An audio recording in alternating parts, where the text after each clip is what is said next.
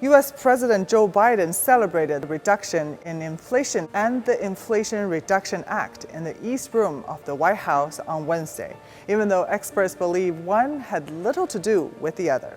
Biden hosted a ceremony to mark the one-year anniversary of the Inflation Reduction Act, which is really a climate and energy law. Economists say that the fact that the anniversary came at the same time as a significant decrease in inflation is merely a coincidence.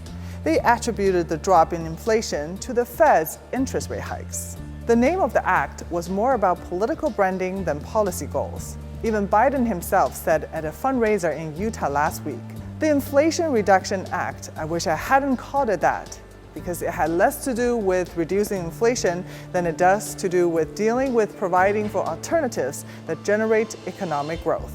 Biden's challenge has been selling the legislation to the public.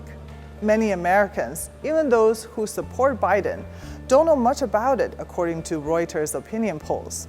A survey by The Washington Post and the University of Maryland found 71% of Americans know little or nothing about the legislation, and just 39% support it.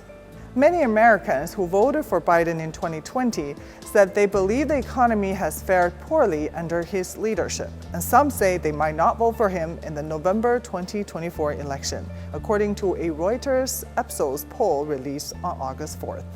About half of the respondents who voted for Biden in 2020 said they have heard little or nothing of his major policy initiatives to reduce inflation or boost spending on infrastructure.